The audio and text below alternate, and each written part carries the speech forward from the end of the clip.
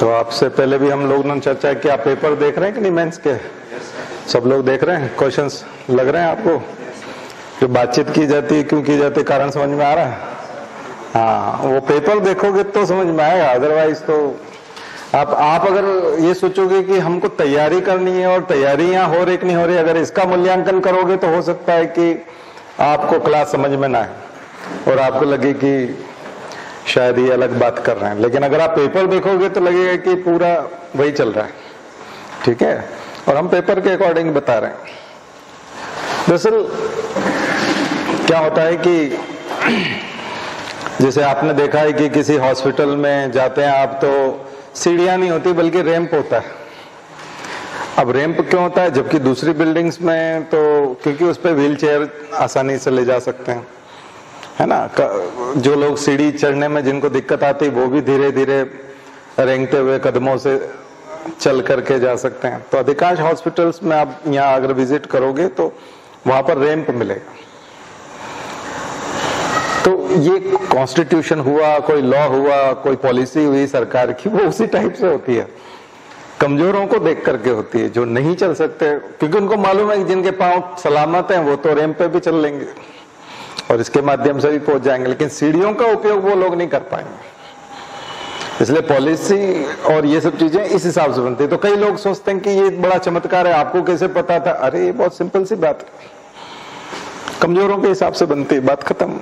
इसलिए पेपर भी उसी हिसाब से आता है और आपको उसी के लिए खड़ा किया जा रहा है। आप एथिक्स वाला पेपर देखो, क्वेश्चंस देखो, हम जो आपके अंदर बात करके जगाना चाहते हैं वो सब है कि नहीं है?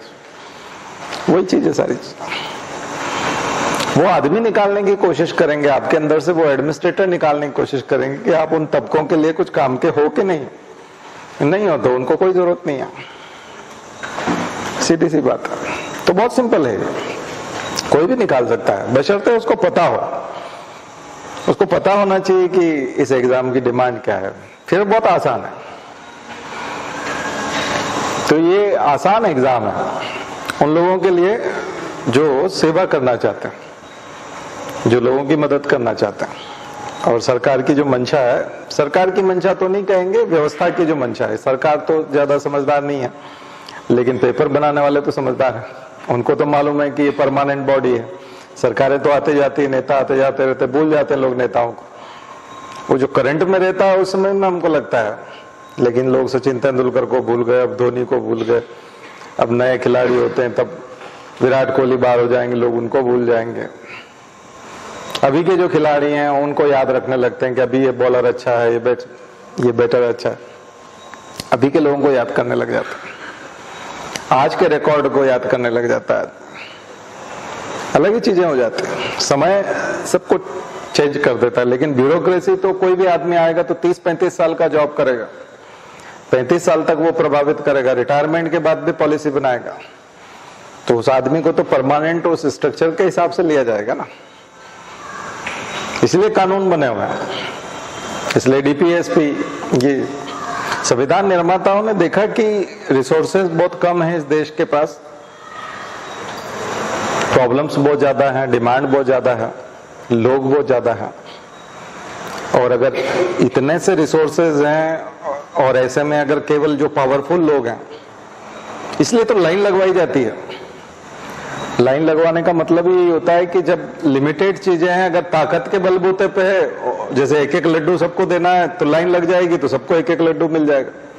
लेकिन लाइन तोड़ करके अगर किसी ने ताकत आजमाना शुरू कर दिया, लूटना शुरू कर दिया, तो जो सबसे ताकतवर होगा और बदमाश होगा वो ज्यादा लड्डू लेके भागेगा और बहुत सारा नीचे गिर जाएगा, बहुत सारा बिखर जाएगा, बहुत सारे लड्डू टूट जाएंगे और कुछ लोगों को बहुत ज्यादा हाथ लग जाएंगे जिन्होंने लूट लिए, और कुछ लोग बिना लड्डू के रह जाएंगे।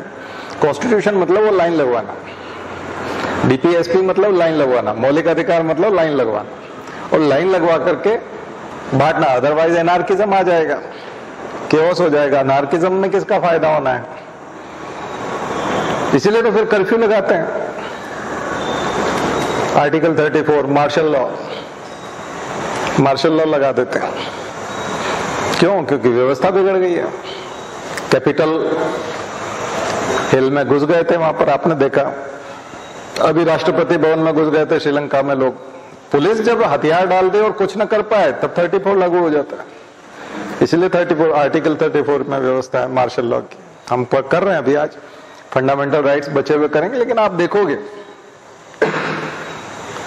ज्यादा अगर स्टेट मशीनरी फेल हो गई तो प्रेसिडेंट रूल लग जाएगा।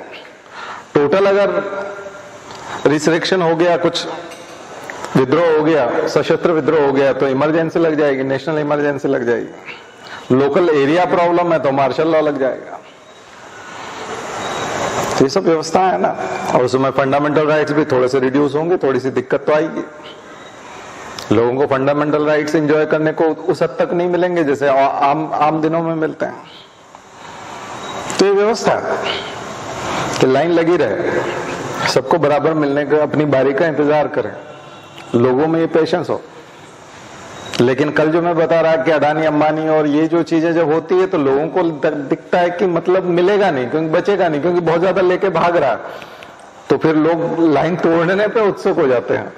और एक बार जब बहुत सारे लोगों ने तोड़ दी तो लास्ट में जो लोग बचे हैं वो लाइन में खड़े रह के क्या करेंगे, तो लाइन तो ब्रेक हो चुकी है। तो ये जब आप ऐसी चीजों को शासन और सरकार खुद अपनी तरफ से अगर इनिशिएट करवाते हैं तो आप किसी न किसी बड़े केओस को इनवाइट कर रहे हो, क्योंकि जनता के गुस्से की एक लिमिट है। अंत में क्या होगा, ऐसा थोड़ी होता है कि सब बना रहेगा। आपको लगता है आपके पास सेना है, पुलिस है, सेना और पुलिस के सरनेम देखो, जो लोग वंचित हैं उन्हीं के सरनेम वाले लोग तो सारे के सारे वो हैं। तो जब उनके परिवार के लोग केओस पे उतर आएंगे और अगर वो उस हद तक निकल आएंगे तो फिर वो लोग चुपचाप थोड़ी बैठेंगे, वो उनका समर्थन करेंगे कि उनको पीटने जाएंगे, उनका समर्थन करने लग जाएंगे। फिर आप रोकोगे कैसे? ऐसे में बाहरी ताकतें हावी हो जाती हैं। दुनिया में बहुत सारे देश जो कभी अनुशासन में नहीं रहे वो उपदेश देने लग जाते हैं, अनुशासन का उपदेश देने लगते हैं, हंसी उड़ाने लगते हैं। तो ये सब चीजें ना हो, इसके लिए जो है कॉन्स्टिट्यूशन है, इसके लिए रूल्स हैं, इसके लिए नियम है, सिस्टमेटिक चलते हैं। ठीक है, तो ये डीपीएसपी और फंडामेंटल राइट्स का यही मतलब है। आइए 23, हम शायद 23 पे थे, है ना। शोषण के विरुद्ध अधिकार, अगेंस्ट एक्सप्लॉयटेशन। एक्सप्लॉयटेशन नहीं होना, एक्सप्लॉयटेशन होगा तो फिर नक्सलिज्म, टेररिज्म, ऐसी चीजें भी डेवलप होती है, उनको सपोर्ट मिलता है। टेररिज्म वाले यूथ को उसी से तो भटकाते हैं कि तुम्हारा एक्सप्लॉयटेशन होता है, तुमको पता है तुम्हारा एक्सप्लॉयटेशन होता है, तो डराते हैं वो। और वाकई में जब एक्सप्लॉयटेशन होता है तो उनको सपोर्ट मिलता है, टेररिज्म को सपोर्ट मिलता है, नक्सलिज्म को सपोर्ट मिलता है। इसलिए शोषण नहीं होना चाहिए, बंधुआ मजदूरी, ह्यूमन ट्रैफिकिंग, मानव दुर्व्यापार, ये सब नहीं होना चाहिए। और ये होता है, आप जानते हो, खरीद फरोख्त होने लगता है।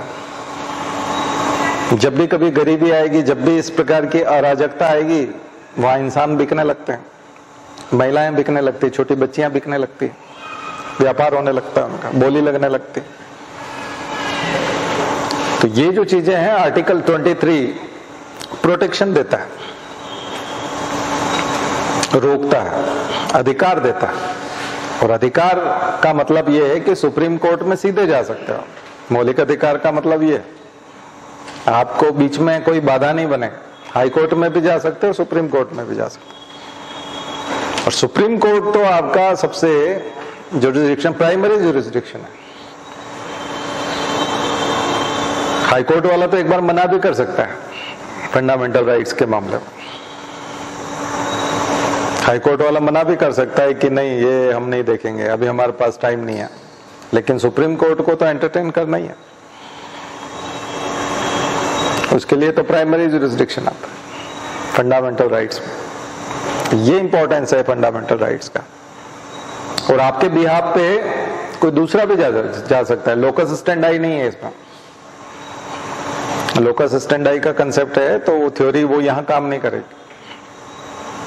अगर किसी का शोषण हो रहा है और आपको शोषण होते हुए दिख रहा है तो उसका केस लेकर के आप भी जा सकते हो, PIL लेके जा सकते हो, वो अपने आप में केस बन जाएगा। 23 वाला केस बन जाएगा, आर्टिकल 23 का केस बन जाएगा।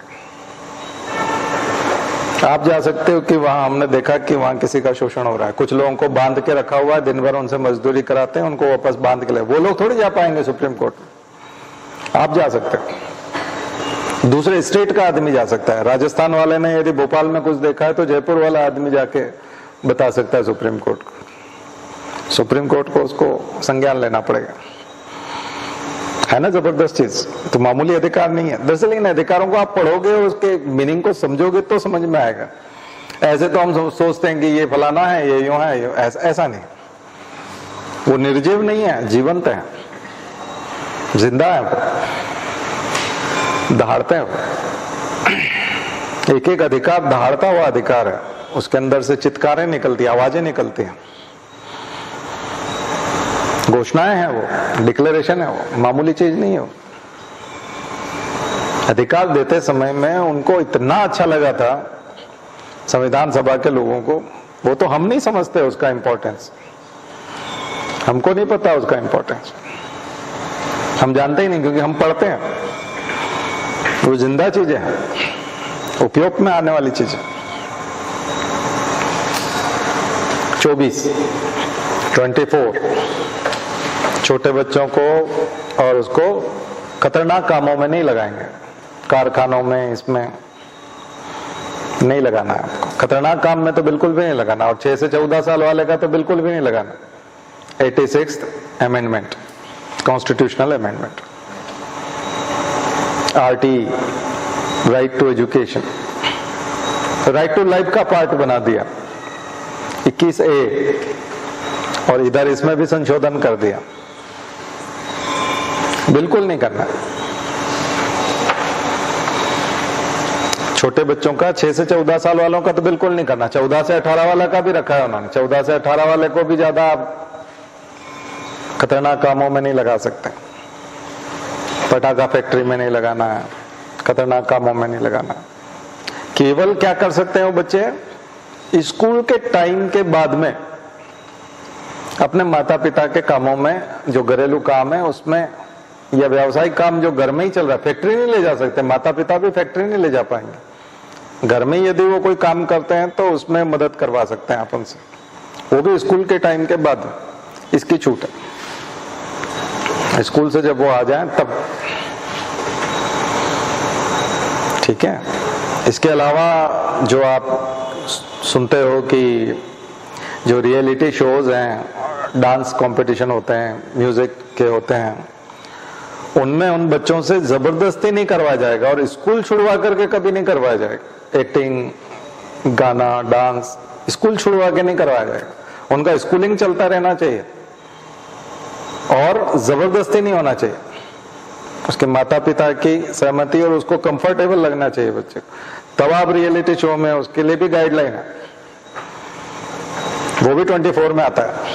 कभी कभी यही सवाल आ जाएंगे कि 24 का पार्ट कौन कौन सा है, तो ये किसका पार्ट बनेगा, तो वो 24 का पार्ट बनेगा रियलिटी शोज। बहुत बार मुद्दा उठता है उनका कि बच्चों का शोषण हो रहा है, तो बच्चों का शोषण हो रहा है तो वो कौन से अधिकार, उनका मौलिक अधिकार है बच्चों का, तो वो तो बाद में जाके कई बार पता चलता है बच्चे को कि वो उलझा हुआ था। अभी राहुल गांधी की पदयात्रा में जो बच्चे थे उसमें ये मुद्दा आ गया है। तो फिर ऐसे तो RSS की यूनिफॉर्म पहना करके भी उनको कई छोटे बच्चों के फोटो नहीं डाले जाते, वो आगे आगे चल रहे हैं पथ संचलन में, ये वो मुद्दे भी आएंगे फिर, क्योंकि वो 24 में आएगा। बच्चा जब 18 साल का हो जाएगा तब वो कंसेंट देगा ना कि मैं इसमें घूमना चाहता हूं या नहीं चाहता, वो तो बात की बात है। उससे पहले तो किसकी जिम्मेदारी है, समाज की जिम्मेदारी है, माता पिता की जिम्मेदारी है, और जो उसका नियोजक है, जो उसको यूज कर रहा है, उसकी जिम्मेदारी। बच्चे को तो समझ में नहीं आता ना, उसको समझ में आता तो उसको मौलिक अधिकार इस तरह से देते ही क्यों, फिर तो उसकी कंसेंट लिखवा लेते और चाहे जैसा वो कर लेते। ढेरों लोगों को बाद में समझ में आता है। ढेरों बच्चे हमारे यहाँ अभी जो बच्चे 24 साल 25 साल के आसपास आते हैं तैयारी करने के लिए, तो वो बताते हैं कि इस कॉलेज में हमको स्टूडेंट यूनियन में ले लिया था, हम लोगों को चुनाव जिताने में लगे हुए थे और बेवकूफ बने हुए थे, और पता चला कि हमारा करियर तो कुछ है नहीं।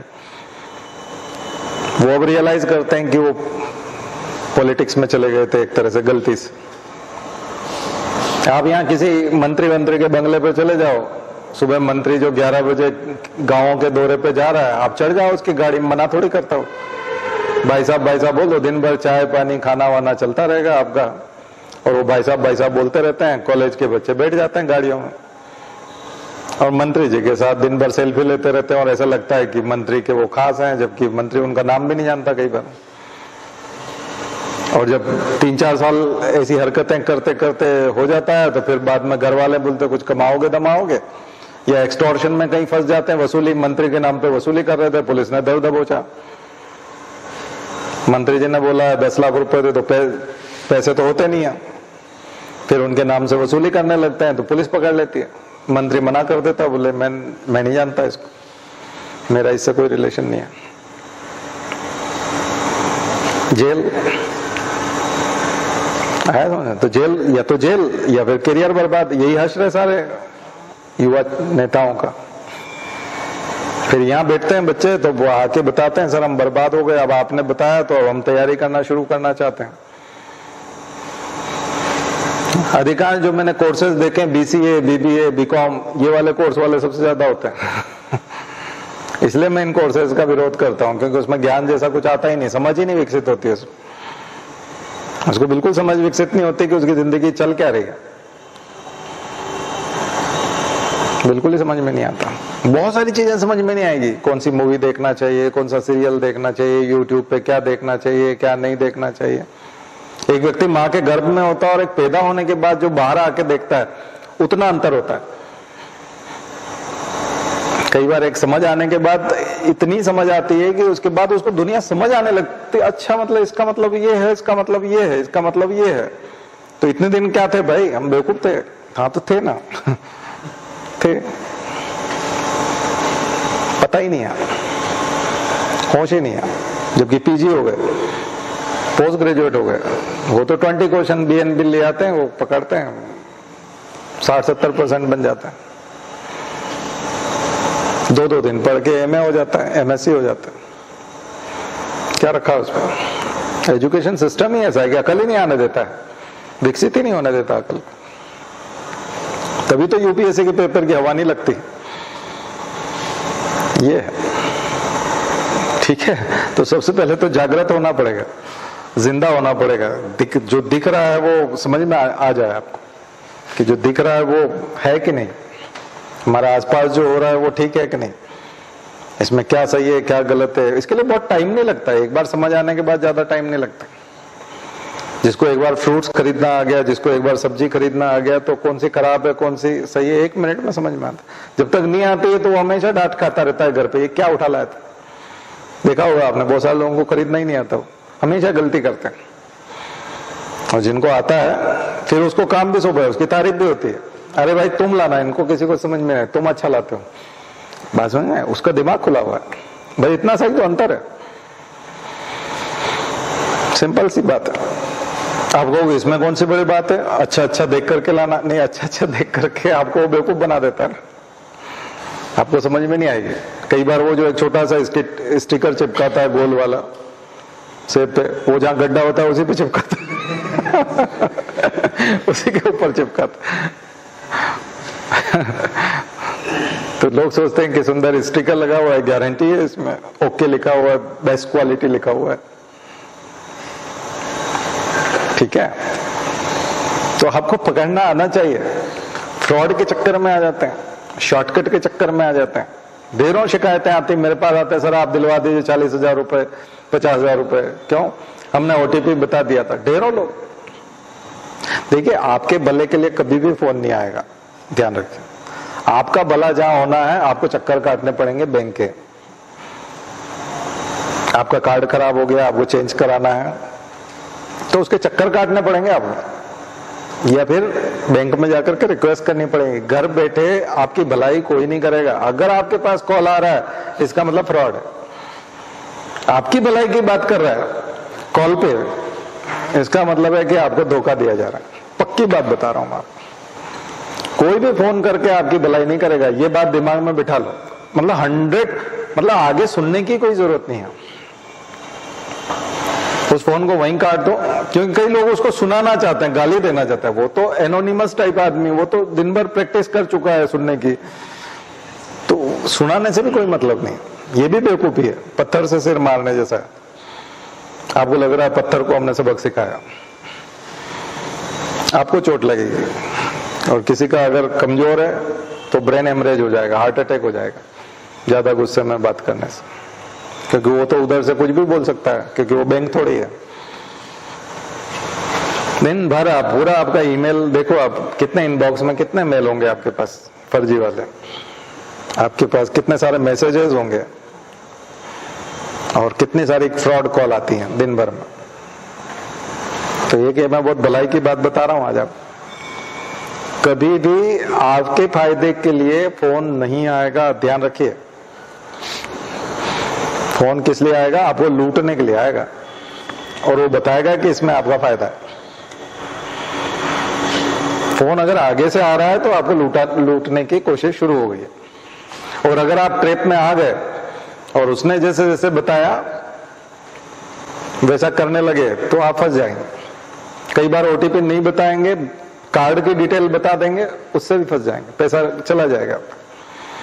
कई लोग सोचते हैं मैं ओटीपी नहीं बताऊंगा, कार्ड की डिटेल तो बता ही दूंगा, तो भी चले जाओगे। और ये बहुत सारे बैंक के ही लोग इन्वॉल्व हैं, बाहर के आउटसाइडर्स को उन्होंने नेक्सस को वो बताते हैं, ओरिजिनल बैंक के लोग भी बताते हैं नेक्सस वालों को, उनके परसेंटेज है।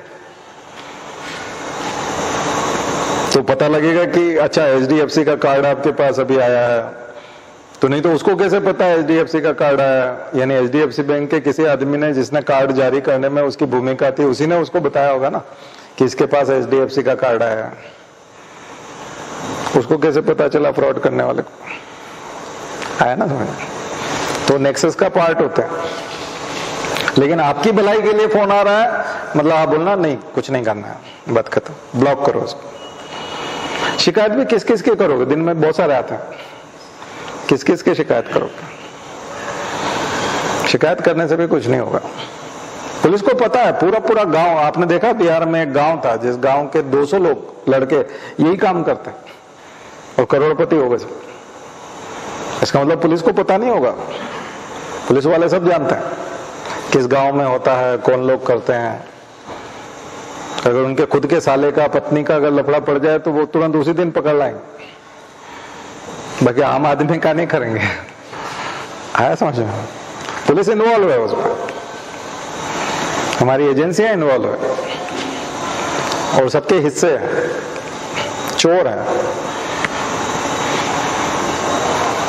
तो ये बात को समझिए थोड़ा सा, बहुत जरूरी बात बताई मैंने, काम की है। बाकी तो खैर परीक्षा की है, लेकिन ये बिल्कुल ही रोजमर्रा के काम की है। आपके घर परिवार के लोग बहुत सीधे लोग होते हैं, बताने लगते हैं, उनको लगता है सब कुछ दिक्कत हो जाएगी अगर ये ना बताया तो। आधार कार्ड को मतदाता कार्ड से जुड़वाने की जरूरत ही नहीं है, सुप्रीम कोर्ट ने मना कर रखा है,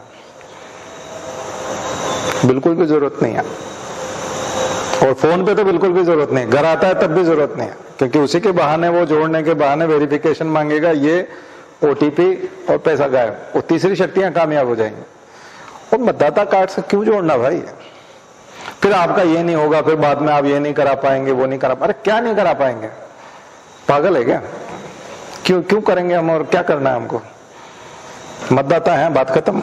आधार कार्ड हमारे पास, आधार बिल्कुल अलग चीज है, हर घर पे आकर के वो कर रहे हैं। एसडीएम साहब ने कहा, एसडीएम कौन होता है? सुप्रीम कोर्ट ने मना किया है। कलेक्टर साहब ने बोला, कलेक्टर कुछ नहीं होता है, जनता है। कोर्ट आपके अधिकारों, संविधान है, और कोर्ट आपके अधिकारों की रक्षा करने के लिए है, बाकी सब तो शोषण करने के लिए। कई बार ट्रैफिक में आप लिखते तो आप नहीं लगता हो बहुत सारी गाड़ियां हो गई, इतनी कारों की क्या जरूरत है शहर में, और इतना जाम लगा हुआ है, बहुत ही ज्यादा लोग खरीद रहे हैं। लेकिन जिसके पास नहीं है वो तो खरीदेगा ना, वो तो पहली बार कार को एंजॉय करेगा, पहली बार वो पूजा भी करेगा, फूल माला भी चढ़ाएगा। देखा जाए तो ट्रैफिक में एक नई समस्या आ रही है, फंडामेंटल राइट्स। उस आदमी के तो राइट्स है ना, तो तो हमेशा कलेक्टर और सत्ता और ये तो चाहेंगे कि सब घरों में बैठ जाए, छुप जाए, ये इधर चले जाए, वो उधर चले जाए, बस बिल्कुल कोई दिखे ना। ऐसा थोड़ी होता है। इसके सारा डेटा मेरे पास आ जाए, ये इससे जोड़ दूं, वो उससे जोड़ दूं, अब ये कहीं पे भी मूव करेगा, मुझे पता चलेगा, इसको दबोच लेंगे। लेकिन हम ये सुविधाएं उसको क्यों दें? Fundamental rights. और खास करके जब सुप्रीम कोर्ट ने मना किया हो कि देने की जरूरत नहीं है, तो हम क्यों दें? क्यों दें आपको? कौन होते हो आप? बहुत ज्यादा जरूरी होगा तो सरकार रिक्वेस्ट करेगा सुप्रीम कोर्ट से शिथिल करो, तब सुप्रीम कोर्ट कहेगा कि दे दो, जैसा उन्होंने पैन कार्ड से जोड़ने के लिए कहा कि इनकम टैक्स में पैन कार्ड से तो जोड़ना होगा। तो पैन कार्ड के लिए उन्होंने 2-3 बार सीमाएं बढ़ाई, 2-3 बार नहीं 10 बार सीमा बढ़ाई उन्होंने, अंतिम तिथि, और अंततः पैन कार्ड के लिए वो जरूरी हो गया। तो फिर सुप्रीम कोर्ट ने मान लिया कि हाँ इनकम टैक्स का मसला है, ये है फाइनेंशियल इंक्लूजन है, ये है आधार कार्ड वगैरह जोड़ लो, पैन कार्ड के लिए जरूरी, बस।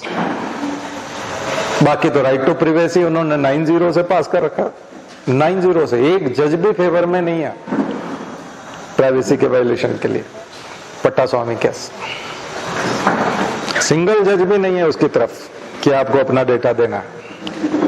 आपके हाथ में डेटा प्रोटेक्शन, क्योंकि डेटा प्रोटेक्शन बिल तो है ही नहीं, तो ऐसे में तो फिर बिल्कुल भी नहीं दे सकते, क्योंकि बिल ही नहीं, वो एक्ट ही नहीं बन पाया अभी, तो डेटा प्रोटेक्शन एक्ट ही नहीं है, ऐसे में तो बिल्कुल भी नहीं देना है।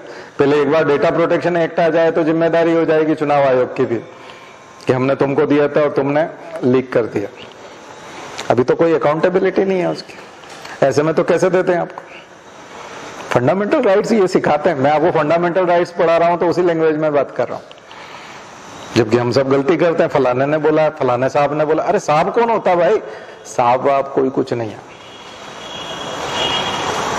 जब मौका आता है और भूखे मरते हैं, और अगर कई दिनों से लोग भूखे हैं और दूसरे मनुष्य को मार के खाना है, तो हो सकता है कि आपको पका के खा जाएंगे लोग। घर परिवार के लोग भी खा सकते हैं पका के। जब ये होगा कि अगर इसको मैंने पका के नहीं खाया तो मैं जिंदा ही नहीं रह सकता, तो ये नौबत भी आ सकती है। इसलिए इंडिविजुअल को दिए अधिकार सामूहिक रूप से नहीं दिए कि इसके अधिकारों का ये ख्याल रखेगा, उसके अधिकारों का वो रखेगा। परिवार में पिता अपने परिवार के मुखिया है तो बाकी लोगों के अधिकारों का ख्याल। सिंगल उसी को, उसकी प्रिवेसी, उसकी नींद पूरी होनी चाहिए, उसको खाना मिलना चाहिए, उसकी शिक्षा होनी चाहिए, उस व्यक्ति को रोजगार मिलना चाहिए। एक एक इंडिविजुअल यूनिट कौन है? Individual person, citizen. किसी के साथ नहीं है, शेयर ही नहीं किया उसको। कम ज्यादा भी नहीं कर सकता कोई कि मैं अपना 30% राइट्स इनको देता हूं, ये थोड़ा ज्यादा एंजॉय कर लें, ऐसा नहीं। उसी व्यक्ति को एंजॉय करना 100% राइट्स को, उसी व्यक्ति को करना। ये खूबसूरती है फंडामेंटल राइट्स की।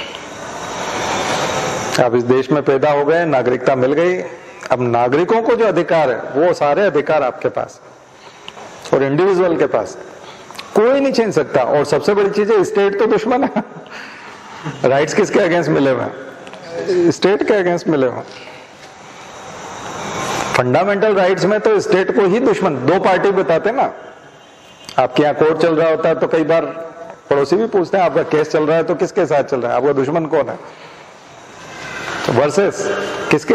इसलिए आप देखोगे गवर्नमेंट ऑफ इंडिया उसके अगेंस्ट, या फिर स्टेट, स्टेट का नाम लिखा रहता है फलाने राज्य के अगेंस्ट। इधर आदमी का नाम होता है वर्सेस मध्य प्रदेश राज्य, वर्सेस पंजाब राज्य होता है ना। तो जो सत्ता है उसके तो खिलाफ मिला हुआ है और वो आपका दुश्मन है। वो अधिकार छीनना चाहते हैं और आप अधिकार देना नहीं चाहते, और कोर्ट जो है आपको दिलवाता है। ऐसे में आप उसकी आज्ञा का पालन करेंगे। वारंट कौन मांगता है? समझदार आदमी वारंट मांगता है पुलिस वाले से। वारंट लाए हो? नहीं, आपको चलना होगा। क्यों चलना होगा? ऐसा है, बस वो चलना होगा आपको, साहब ने कहा है, बुलाया है। नहीं चलना, लिखा हुआ लाओ। कोर्ट ने बोला है क्या कि अरेस्ट करके लाओ? बोले वो हम नहीं जानते, बस बुलाया आपको। इसलिए फोन करे तो कभी पुलिस वालों के पास मत जाना। मैंने कितनी बार आपको बताया क्लास में, फोन पे कभी पुलिस वाले के पास नहीं जाना। वो जांच है और ऐसा है कि आप आ जाओ। अब बयान देने हैं, आपको आने हैं, आपको यहाँ कथन करना है, स्टेटमेंट देना है। दरअसल वो आपको बुला रहा है ताकि उसकी खाना पूर्ति हो जाए, खाना पूर्ति हो जाए। सामने वाले से पैसा वसूलना, या फिर आपसे, आप डर गए तो आपसे पैसा वसूल लेगा, और आप नहीं डरे तो आपकी उपस्थिति वहां तक पहुंच गई और आपने लिख के दे दिया तो उससे वसूल लेगा। इस टाइप का कुछ लिखवा लेगा कि सामने वाले से पैसा बन जाए। तो फ्री में दिन भर पैसा बनता रहता है उसका। वो फर्जी वाले फोन से फोन करता है, उसके फोन से नहीं करता। सारे पुलिस वालों के पास एक फर्जी नंबर होता है। जितने भी बुलाने वाले लोग हैं ना पुलिस में, थाने में काम करते हैं, ये सबके पास एक एक फर्जी नंबर है। उस फर्जी नंबर से लगाते हैं ताकि बदल सकेंगे। हमने तो कभी लगाया नहीं, आप चाहो तो सब चेक करवा लो। ये पता नहीं किसका नंबर है। कई बार उन्होंने ही सिम जब्त वगैरह की होती ना किसी की, उसी को कराते रहते हैं, रिचार्ज कराते रहते हैं। तो मैंने पूरी पोलपट्टी बता दी आपको। बिल्कुल जाने की जरूरत। आपने अगर क्राइम किया होगा तो आपसे पूछा नहीं जाएगा, आपको उठा ले जाएगा और जेल में डालेंगे। ये कोई पूछने पाछने की जरूरत नहीं होती। और क्राइम नहीं किया है तो ऐसे जाने की जरूरत ही नहीं होती। वो कुछ नहीं, एक जगह कूदा करेगा अपनी कुर्सी पे बैठा बैठा, कुछ नहीं कर सकता, कुछ भी नहीं कर सकता। ठीक है, लेकिन हम डरते हैं। फंडामेंटल राइट्स जानो भाई, यही तो है फंडामेंटल राइट्स। कई लोग बहुत विद्वान देखे मैंने, फंडामेंटल राइट्स पढ़ाते हैं कोचिंग में, और एक फोन आता है इतने में हॉस्पिटल में ले जाना पड़ता है, हार्ट पेन होने लग जाता है और पसीना पसीना हो जाता है। तो फंडामेंटल राइट्स पढ़ा रहा है तो खुद के फंडामेंटल राइट्स तो जान भाई, खुद जानना, हिम्मत तो रख। हम तो यहाँ ढेरों लोगों को बोलते हैं और ढेरों लोग जब उनको उकसाते हैं पंगा लेने के लिए, और फिर उनके जब पंगे हो जाते हैं तो फिर उनके फोन आते हैं तो उसको मदद भी करते हैं कि सर ये आपने कहा था कि ऐसा ऐसा मत करना, ये मत करना, लेकिन ये तो आ गया। तो फिर हम बोलते हैं उसका नाम वाम पूछ, पोस्ट पूछ, थाना पूछ, डिस्ट्रिक्ट पूछ, कौन सा डिस्ट्रिक्ट लगता है, उसका एसपी कौन है, करते हैं उसका इलाज। बस वो पूछता है तो फिर वो बताता नहीं, अरे ठीक है ना, मत नहीं आना है ना आपको, मत आइए, अरे नहीं रुको तो नाम तो बताते जाओ। फिर वो भाग खड़ा होता है। तो उसके आगे के आइडियाज फिर वो हमारे पास, आप तक जब तक केस संभालिए नहीं तो हमारे पास रेफर कर दीजिए। बड़ा हॉस्पिटल में जाता है ना, केस बिगड़ जाता है तो छोटा डॉक्टर क्या करता है, अपने हिसाब से इलाज करता है, जब नहीं संभलता है तो बड़े अस्पताल में रेफर कर देता है। हमें बड़े अस्पताल बिल्कुल भेज दीजिए, हमारे पास सब तरह का इलाज किया जाता है यहाँ पे, हर तरीके से। भयंकर शक्तियां हैं, जबरदस्त अधिकार है, और अधिकार ही अधिकार है। और हमारे संविधान निर्माता सिर्फ अधिकार देना चाहते थे, कर्तव्य देना ही नहीं चाहते थे। ये बाद में इंदिरा गांधी लेके आई इमरजेंसी में 1976 में कि तुम्हारे कर्तव्य बहुत हैं, तुम फ्री नहीं रह सकते। अनुशासन पर्व, डिसिप्लिन, इमरजेंसी को क्या बोला, डिसिप्लिन फेस्टिवल चल रहा है, पूरे देश में डिसिप्लिन आ रहा है, तुम सबके फंडामेंटल राइट्स छीन लिए जाएंगे। और अधिकार नहीं है तुम्हें। 1976 का स्वर्ण सिंह आयोग कमीशन पे मूल कर्तव्य डाल दिए। अच्छी बात है, मूल कर्तव्य डाले, स्वागत हुआ उसका, लेकिन केवल कर्तव्य। मोदी जी कर्तव्य पथ, कर्तव्य पथ उसी की शुरुआत है कि अब अगर आपको कर्तव्य देखना है, वो जानते हैं कि जनता को अधिकार देखिए, सत्ता में जो भी रहेगा ना, कोई भी टीचर कभी नहीं चाहता है कि उसकी कक्षा में शोरगुल हो। कोई भी टीचर नहीं चाहता। वो सोचता है कि मैं चाहे अपने प्रिंसिपल ऑफिस में बैठ करके सिग्नेचर कर रहा हूं, आधा घंटा भी मुझे लग जाए, मेरे पीरियड में पिन ड्रॉप साइलेंस बना रहे हैं वहां पर, जो यहां से दूर है, 50 मीटर दूर क्लासरूम है, उसमें भी शोरगुल नहीं होना चाहिए। सत्ता की यही प्रवृत्ति होती है। वो कंट्रोल चाहता है, नियंत्रण चाहता है, चाहे वो मोदी हो चाहे वो इंदिरा गांधी हो। वो कर्तव्य, मूल कर्तव्य लेके आए, ये कर्तव्य पथ लेके आए। कर्तव्य पथ नाम रखने का मतलब यही है, जनता को ये एहसास कराना कि अपनी ड्यूटी पे ध्यान दो, अधिकारों पे नहीं। अधिकार पथ क्यों नहीं कर दिया उसको? उसको अधिकार पथ क्यों नहीं कर दिया? फ्रीडम मिलता है ना उससे, जनता को फ्रीडम मिलता है। सवाल करते हैं, ये अंबानी और अडानी का कुछ ज्यादा नहीं बढ़ रहा सर आजकल? ये पूछने का अधिकार हो जाता है, नहीं करता, अपने करता, किसका क्या बढ़ रहा है ध्यान नहीं दे, अपने पर्सनल ड्यूटी पे ध्यान दो। इधर उधर मत देखो, अपनी ड्यूटी। आपने देश के प्रति, झंडे के प्रति भावना ठीक रखी, जनगण मन ठीक से गाया, वो पूरे 10 मूल कर्तव्य याद करो, शिक्षा पे ध्यान दिया, अपना विकास किया, बस। अधिकार कुछ नहीं है। आ गया समझ? तो एक साथ करंट अफेयर्स भी हो गया आपका। ठीक है, और इसीलिए वो बोस को लेके आए उधर। नेहरू और वो तो फ्रीडम की बात करते हैं काफी हद तक, गांधी भी काफी हद तक कर्तव्य की बात करते हैं, अधिकारों की बात कम करते हैं। इसलिए गांधी पसंद है मोदी को, बेबी को बेस पसंद है, वैसे गांधी को मोदी को गांधी पसंद है। ठीक है, तो अब ये लिख लेना, गांधी क्यों पसंद है मोदी। गांधी गुजराती हैं ऐसे नहीं, गांधी बहुत ज्यादा लिबरल है, ट्रस्टीशिप का सिद्धांत, अमीरों के फेवर में बात करते हैं गांधी। वो बोलते हैं जो अमीर लोग हैं ये ट्रस्टी हैं, किसके? जनता के पैसे के, जनता के पैसे के ट्रस्टी हो, ये इनका पैसा नहीं है, ये तो ख्याल रख रहे हैं उसका, इनका खुद का थोड़ा ही है, ये आप ही का पैसा है, ये तो इनकी जिम्मेदारी है कि ये उसको केयर करें, और इसके लिए आपको इनको थैंक यू बोलना चाहिए कि हमारे पैसे का आप केयर कर रहे हैं। तो ऐसी केयर हमको भी करने को मिले हम कर लेंगे। तो गांधी जी के सिद्धांत को बड़ा भोला वाला सिद्धांत माना जाता है इसमें खास करके, इसलिए असहमत थे। अंबेडकर हमेशा गांधी से असहमत रहे इन सब मामलों में, इसीलिए वो ग्राम पंचायतों के फेवर में भी नहीं थे। 40 में, आर्टिकल 40 में ग्राम पंचायतों का गठन, उसमें जानते थे, अंबेडकर जानते थे गांवों में छुआछूत बहुत है और ग्राम पंचायत कभी सक्सेस नहीं हो पाएंगे। दलित अगर कुछ बन भी जाएगा तो भी नेतागिरी उसी की चलेगी, पावरफुल जाति की, डोमिनेंट कास्ट की चलेगी। महिला बन भी जाएगी तो पुरुष की चलेगी। और आप देख रहे हैं आज तक, अगर ये 1947 में कर देते तो कोई फायदा थोड़ी था। जबकि गांधी बोलते थे कि भारत गांवों में बसता है, ग्राम पंचायत। अंबेडकर उन चीजों को अलग तरीके से देखते थे।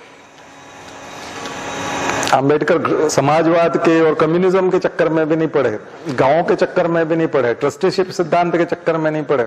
उन्होंने कैपिटलिज्म को सपोर्ट कर दिया उस तरह से, लेकिन कैपिटलिज्म के साथ उन्होंने कह दिया कि डीपीएसपी को भी लागू करो।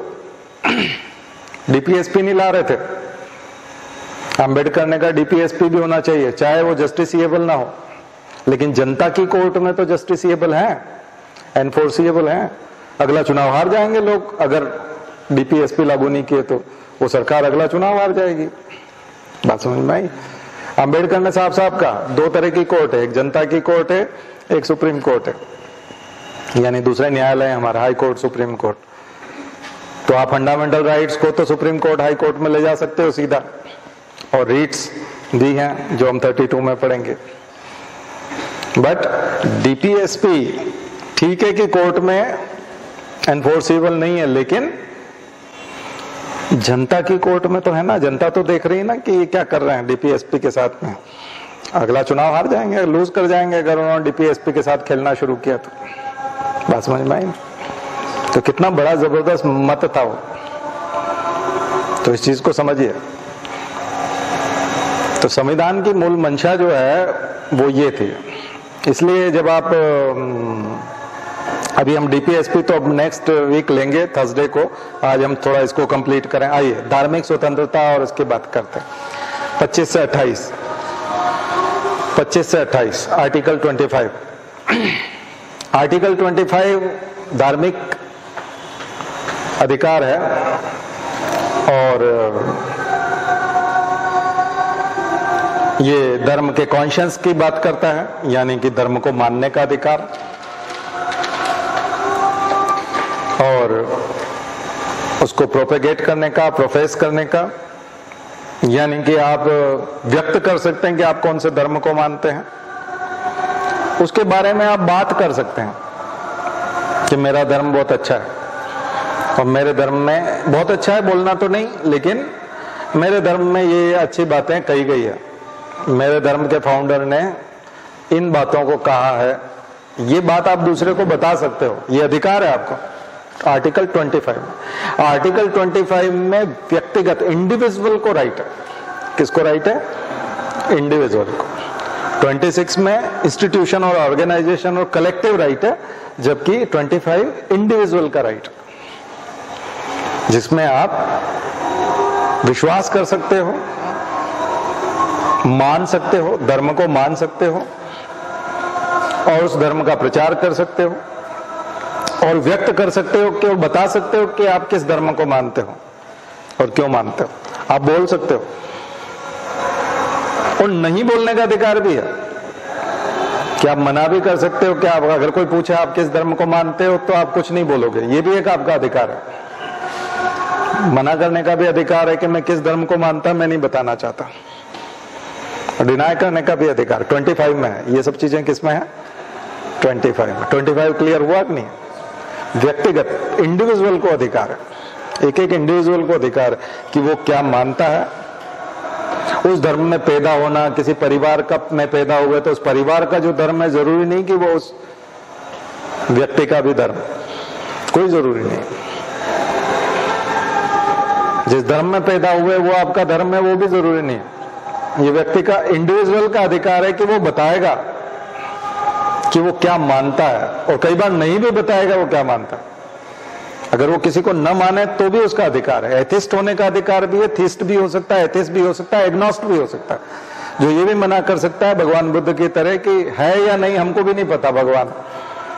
एक बोलेगा भगवान है, मुझे बहुत विश्वास है और मैं मानता हूं, और हमारे धर्म ग्रंथ में लिखा है कि ये ऐसी बातें बोलना धर्मांतरण नहीं है। अपने धर्म की विशेषता बतलाना धर्मांतरण नहीं है।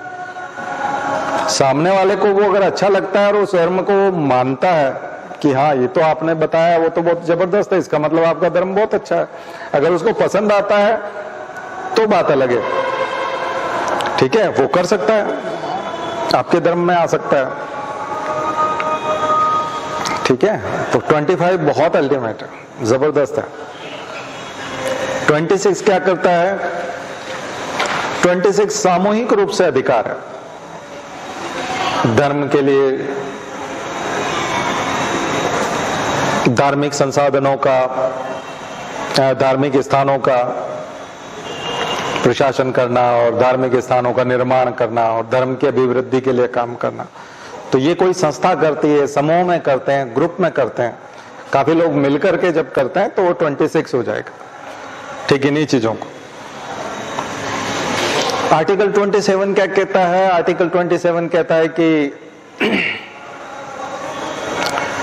हमारे कर का पैसा किसी एक धर्म की वृद्धि के लिए नहीं होना चाहिए। हम जो टैक्स देते हैं उस टैक्स का पैसा किसी एक धर्म के विकास में नहीं लगेगा,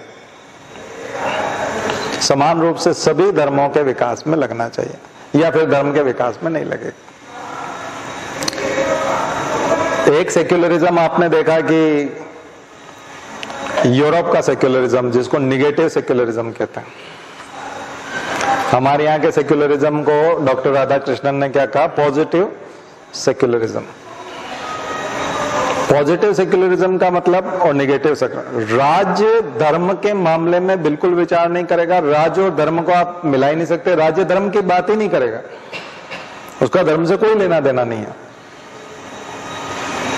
ये निगेटिव सेक्युलरिज्म कि राज्य का धर्म से कोई लेना देना नहीं, क्योंकि वहां चर्च और स्टेट दोनों इंटरफेयर करते हैं। चर्च का इंटरफेयर था स्टेट में, इसलिए वहां इस प्रकार का सेक्युलरिज्म लाया गया। इसलिए यूरोप के सेक्युलरिज्म से हम लोग हमारी तुलना नहीं कर सकते। खास करके डॉक्टर राधाकृष्णन जो विद्वान थे और उपनिषदों और धर्म को उन्होंने बहुत नजदीक से पढ़ा था, पढ़ाया भी उन्होंने, दुनिया में और भी जगहों पर जाके पढ़ाया, हिंदू धर्म की फिलॉसफी, थियोलॉजी को पढ़ाया उन्होंने। तो उनका उद्देश्य यही था कि पॉजिटिव सेक्युलरिज्म, पॉजिटिव सेक्युलरिज्म का मतलब धर्म सभी धर्मों को, राज्य सभी धर्मों को समान महत्व देगा। हमको धर्म से मतलब नहीं, ये नहीं बोल सकता भारत का राज्य, ठीक है, सभी धर्मों को समान महत्व देगा, सभी धर्मों को समान महत्व देगा। ये है सेक्युलरिज्म इंडिया का।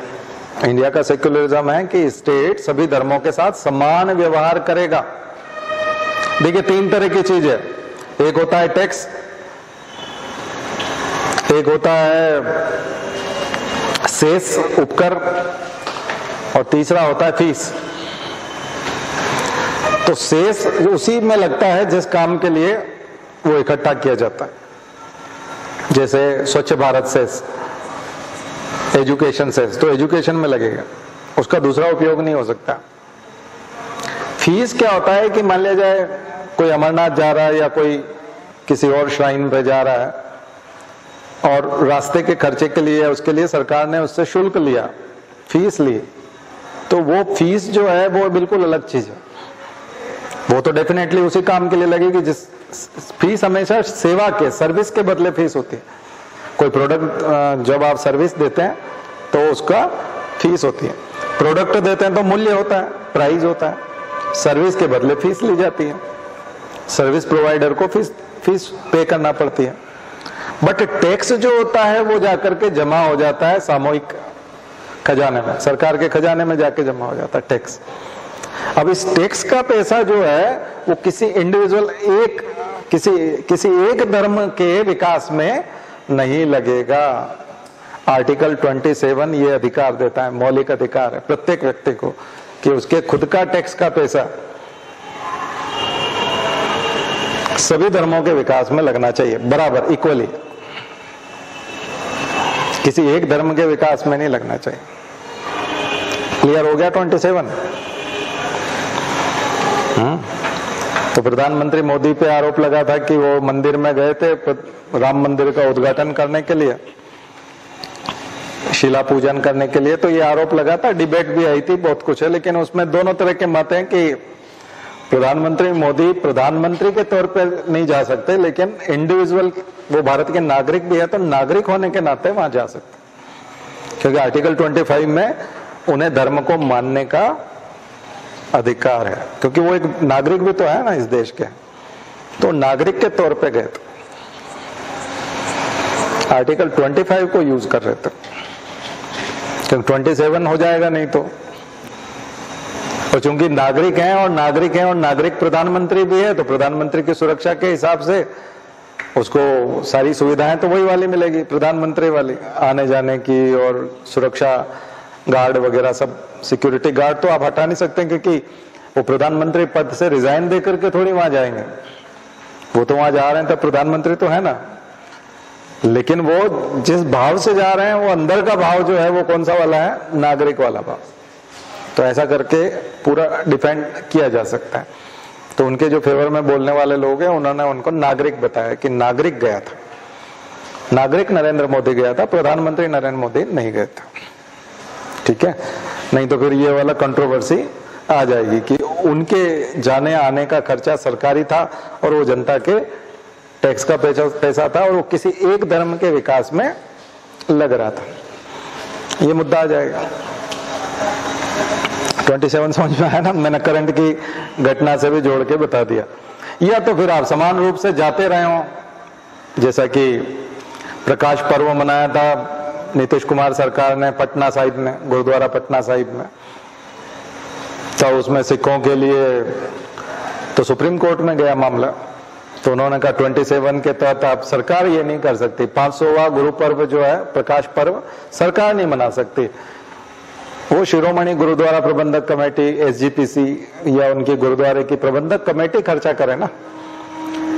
तो हज सब्सिडी थी, तो ऐसी आप दूसरी यात्राओं पे सब्सिडी देते हैं, तो फिर हज को भी सब्सिडी दो, हज की बंद कर रहे हो तो उसकी भी बंद करो। दूसरी जगह जो सब्सिडी दी जाती है धार्मिक में, यात्राओं में, उनमें भी बंद करो। तो इसलिए मुख्यमंत्री तीर्थ दर्शन योजना में सभी को समान रूप से कराई जाती है। बात समझ में आ गई ना? ये सब 27 की वजह से। तो ये जितने भी मुद्दे कंट्रोवर्सी न्यूज़पेपर में कहीं पढ़ोगे, 27 याद आना चाहिए आपको, आर्टिकल 27। 28 में आ जाइए, आर्टिकल 28 क्या कहता है?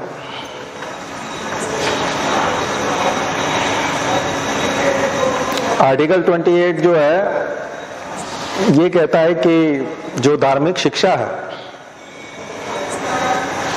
वो ऐसे संस्थानों में नहीं दी जा सकती जो राज्य द्वारा पोषित हो या राज्य से जिसने रिकॉग्निशन प्राप्त किया, उसमें धार्मिक शिक्षा नहीं दी जा सकती, धार्मिक स्तुति नहीं कराई जा सकती, उसको बाध्य नहीं किया जा सकता। स्टूडेंट को बाध्य नहीं किया जा सकता। जैसे जेएनयू 100% सरकार के पैसे पे है और मान्यता भी जेएनयू को किससे मिली हुई 100%, तो मान्यता भी उसने सरकार से हासिल की है, पैसा भी 100% वो सरकार से हासिल कर रहा है, तो वहां पर अब धार्मिक शिक्षा नहीं दी जा सकेगी। आर्टिकल 28 के तहत ये छूट है। अगर किसी ने आर्थिक सहायता तो नहीं ले रखी लेकिन मान्यता ले रखी है सरकार से, और आर्थिक सहायता थोड़ी बहुत है या बिल्कुल कम है या बिल्कुल नहीं है, ऐसे में क्या होगा? ऐसे में आपको पूछना पड़ेगा उससे, जो विद्यार्थी है उससे कंसेंट लेना पड़ेगी कि वो धार्मिक शिक्षा या धार्मिक आदेश प्राप्त करना चाहता है या नहीं।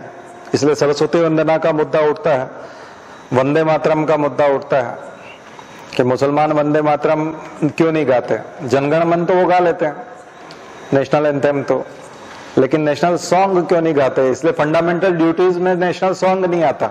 इसलिए फंडामेंटल ड्यूटीज पढ़ोगे ना 51A में, तो उसमें नेशनल सॉन्ग नहीं है, नेशनल एंथम है। तो क्यों नहीं है? क्योंकि मातरम, वंदे मातरम, मैं उस माता की वंदना करता हूं, तो वो मूर्ति पूजा जैसा हो जाएगा, क्योंकि उसमें एक स्वरूप आता है, स्वरूप की पूजा नहीं, फॉर्म की पूजा नहीं करते। इस्लाम में फॉर्म को मानना काफिर कहलाता है, मूर्ति पूजा कहलाता है, बुत परस्ती कहलाते हैं। तो इसलिए जब आप बोलते हैं मैं उस माता की वंदना करता हूं, वंदे मातरम मतलब मैं उस माता की, मातरम वंदे मातरम, मैं उस माता की वंदना करता हूं, इसका मतलब आपने देश को माता के रूप में माना और एक तस्वीर के रूप में माना, और उसमें एक आकृति आती है, और आकृति आती है तो फिर वो इस्लाम के खिलाफ हो जाता है, तो उसके धर्म के खिलाफ है वो, इसलिए वो मानने से मना करता है। कुछ लोग तो कृष्ण को भी मानते हैं, रसखान मानते थे, वो तो मंदिर भी जाते थे, खुद बिस्मिल्लाह खान शहनाई बजाते थे मंदिर में बैठ के। इसलिए लिबरल मुसलमानों की बात नहीं कर रहे, कट्टर मुसलमान या यूं कहें कि जो इस्लाम की परिभाषा के हिसाब से, डेफिनेशन के हिसाब से चलते हैं, तो उन लोगों को ऐसे इंस्टीट्यूशंस में बाध्य नहीं किया जा सकता। तो फिर कैसे इंस्टीट्यूशन में बाध्य किया जा सकता है? जहां रिकॉग्निशन भी खुद का है और पैसा भी खुद का लगा हुआ है, वहां आप धार्मिक शिक्षा में जबरदस्ती भी कर सकते हैं, कह सकते हैं कि इसका पालन करना ही होगा अगर इस इंस्टीट्यूशन में पढ़ना है तो। आर्टिकल 28 के हिसाब से कहां जबरदस्ती हो सकती है? जहां पर रिकॉग्निशन भी आपने सरकार से नहीं लिया और ना ही सरकार से 1 रुपया लिया, बल्कि किसी ट्रस्ट ने या किसी संस्था ने, मतलब अपने पैसे से, अपना खुद का संस्थान खोल रखा है, आप वहां पर धार्मिक शिक्षा दे सकते हैं और सभी लोगों को कह सकते हैं कि इसमें जो भी आएंगे उनको ये शिक्षा हासिल इसी तरह से करनी होगी, हमारे नियमों से ही करनी होगी। सेंट स्टीफन कॉलेज वाला केस है, 50% रिजर्वेशन क्रिश्चियंस के लिए। तो सेंट स्टीफन कॉलेज जो दिल्ली का है, चूंकि उसका प्रबंधन पूरा उनका क्रिश्चियन सोसाइटी उनकी करती है, तो वो लोग जो है वो बोलते हैं कि हम लोग 50% रिजर्वेशन, वो हालांकि वो उसमें आएगा आर्टिकल 30, वो आर्टिकल 30 में है, लेकिन यहां पर उसको जिक्र कर सकते हो 28, वो आर्टिकल 30 है, वो मैं बताता हूं। Linguistic minorities, religious minorities and linguistic minorities, लेकिन अभी समझ में आ गया ये सभी के लिए। तो वंदे मातरम वाला मुद्दा बहुत पुराना, उसकी कमेटी भी बनी थी और मौलाना आजाद और क्या नाम था, जेवीपी कमेटी, जवाहरलाल नेहरू, वल्लभ भाई पटेल और मौलाना आजाद शाह, 3 की कमेटी बनी थी। जो भी है वो देख लेना, उसमें वंदे मातरम के ऊपर पुरानी कमेटी है। तो स्वतंत्रता संघर्ष के टाइम से मुद्दा है, बहुत पुराना मुद्दा है। आनंद मठ सन्यासी विद्रोह से निकला था ये वंदे मातरम, बंकिम चंद्र चटर्जी ने लिखा था। और पूरे स्वतंत्रता संघर्ष में, हालांकि मुसलमान भी बोलते हैं, मादरे वतन में बोलते हैं वो, मादरे वतन बोलते हैं कि वतन माँ है, लेकिन उसकी पूजा करना मतलब आकृति को, फॉर्म को मानना। और अभी अभी एक फॉर्म और सब्सटेंस पे एक डिबेट आई थी कि जो लोग दुनिया भर में फॉर्म को मानते हैं वो सब्सटेंस को नहीं मानते।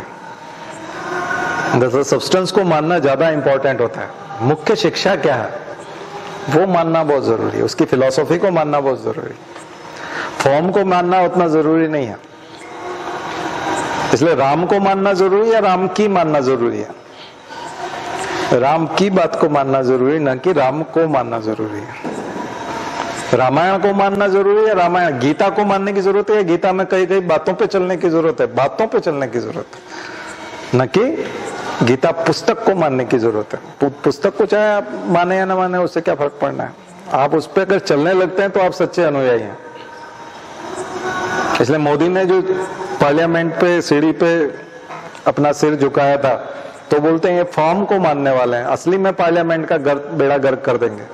जब पहली बार वो आए थे 2014 में, क्योंकि जो भी फॉर्म को मानता है वो उसकी बात हो, माता पिता की इज्जत करना ज्यादा जरूरी है या उनकी बात मानना जरूरी है? यानी कि आदमी कोई पैर छूता और उसको खाना ना देता हो तो,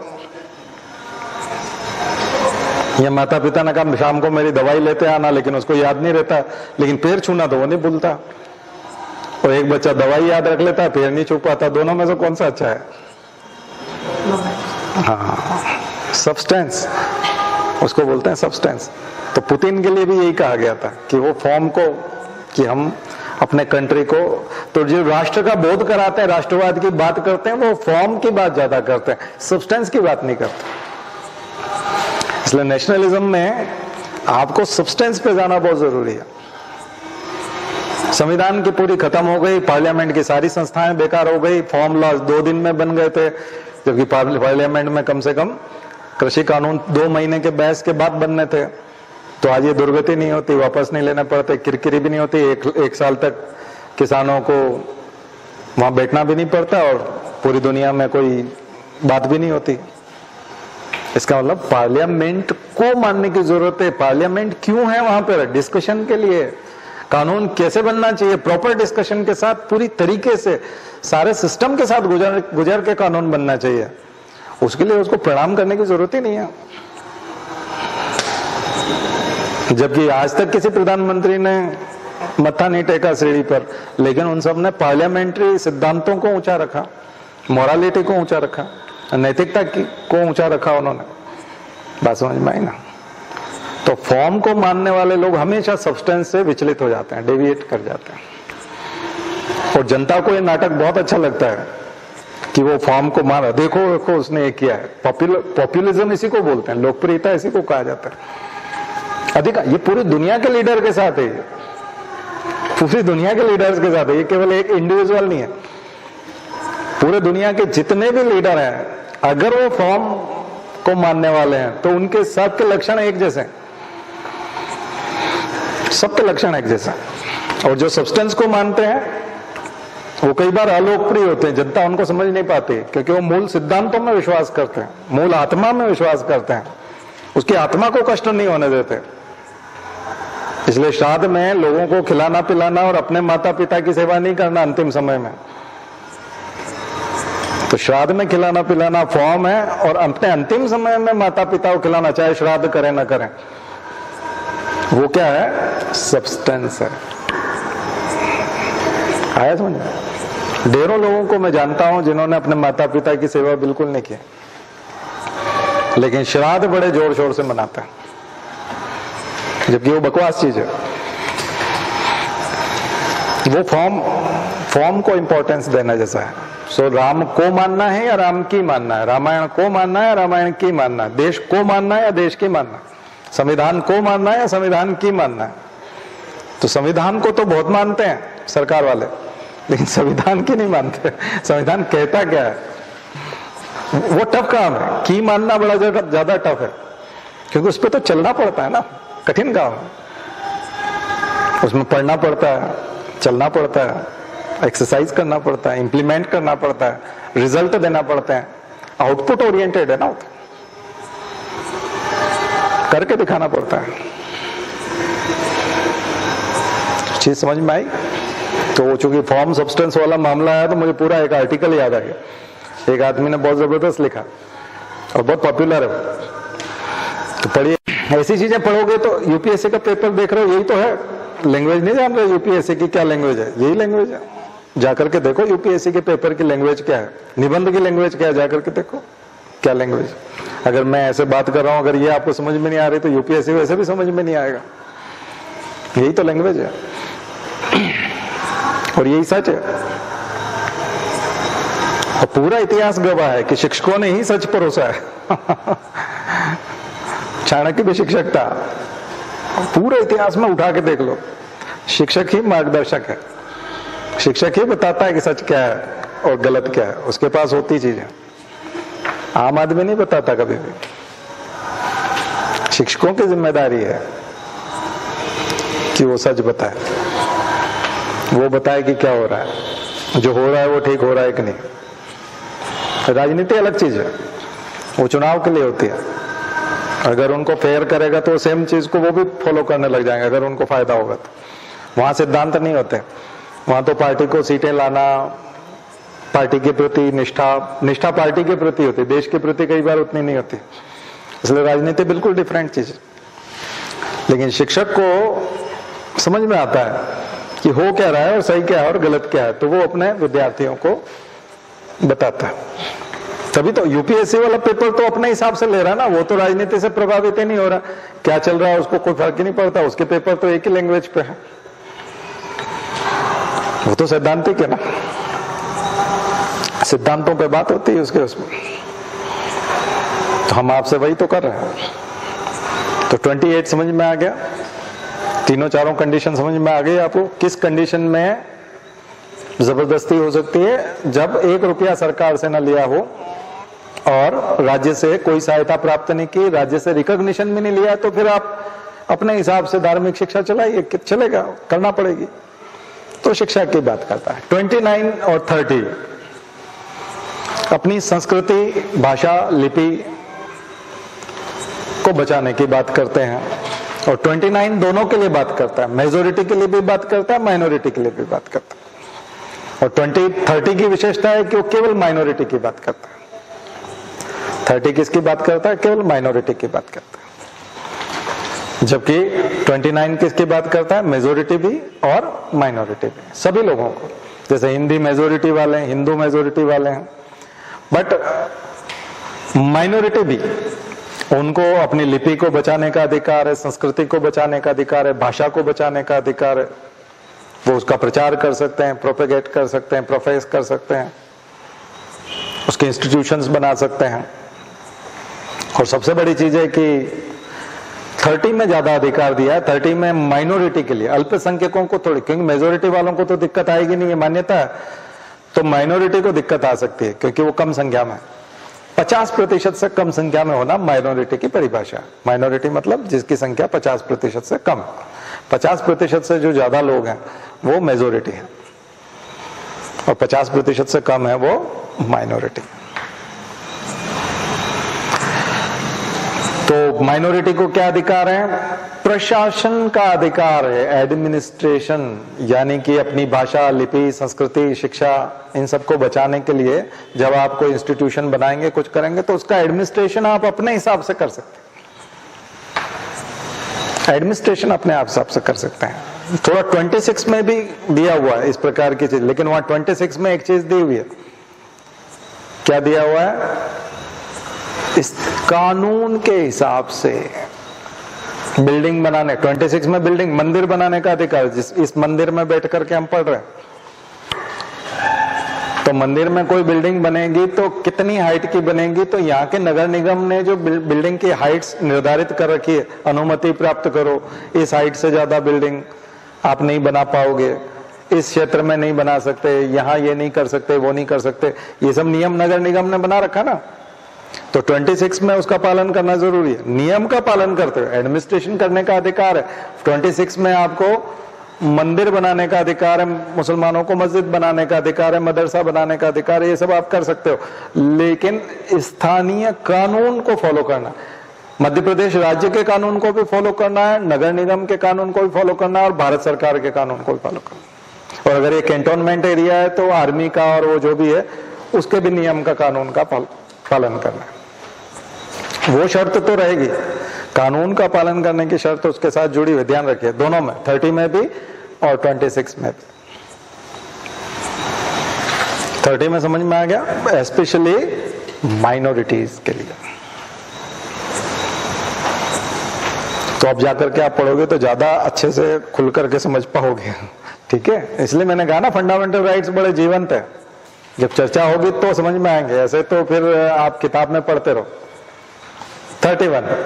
31 संपत्ति का अधिकार था, 31A, जिसमें 5 प्रकार की संपत्तियों की बात थी और ये जुड़ा हुआ था 19F से। 19F में जो संपत्ति की स्वतंत्रता थी, चूंकि वहां स्वतंत्रता हट गई तो ये अपने आप गायब हो गया, तो इसको रिपील कर दिया गया, निरसित कर दिया गया, संविधान में नहीं है, संविधान संशोधन के द्वारा इसको हटा दिया गया। लेकिन 31B और C मैंने आपको बताया था, 31B उससे ज्यादा व्यापक है, ब्रॉड है, और C क्या अस्तित्व है इनका, मैंने आपको बताया था कि वो 39BC की बात करते हैं। संपत्ति का संकेंद्रण नहीं होने देंगे, कॉन्सेंट्रेशन ऑफ वेल्थ नहीं होने देंगे, मूल भावना है। और चूंकि ये भी संपत्ति की बात करता था 31, तो यहाँ ये था कि अगर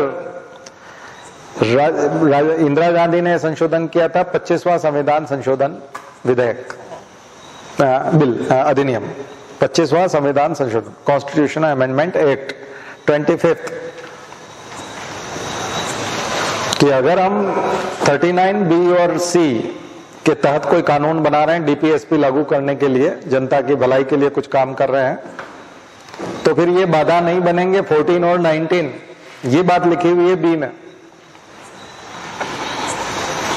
B में क्या बात लिखी है?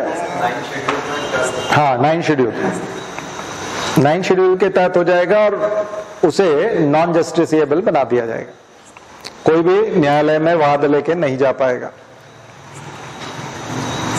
तो सुप्रीम कोर्ट ने कहा अच्छा ठीक है, बिल्कुल आपने ठीक कहा, केशवानंद भारती और उसमें मान लेते हैं, कोई ठीक है चलेगा। लेकिन जो आपने कहा कि ये जुडिशियल रिव्यू नहीं हो सकेगा इसका, वो नहीं मानेंगे। आप बनाइए 39B और C में बनाइए और 31 का ये भी जिंदा रहेगा, लेकिन उसमें से जुडिशियल रिव्यू जो है वो क्या है, बेसिक स्ट्रक्चर का पार्ट है, कॉन्स्टिट्यूशन के बेसिक स्ट्रक्चर का पार्ट। फिर बाद में कानून हो रहा था, मैंने बताया था, उन्होंने कहा हम DPSP में पूरे में 36 से लेके 51 में कोई भी चेंज करें तब भी, तो उन्होंने कहा नहीं, हमने छूट दी है केवल 39B और C के लिए, जिससे कि कॉन्सेंट्रेशन ऑफ वेल्थ ना हो पाए, बाकी पूरे 36 से 51 वाला नहीं करना है आपको, उसके चक्कर में मत पड़ो, ठीक है, क्लियर। चलिए, तो मुझे लगता है कि 31 भी कंप्लीट हो गया, 32 में आ जाए, सबसे इंपॉर्टेंट है और सबसे जबरदस्त है, और भारत के संबंध में, और अंबेडकर इसको आत्मा कहते हैं, संविधान की आत्मा, स्पिरिट ऑफ कॉन्स्टिट्यूशन। क्यों कहा जाता है इसको, मुख्य भाग क्यों है, तो उसका कारण ये दुनिया में अनोखा है। भारत का संविधान ही एकमात्र ऐसा संविधान है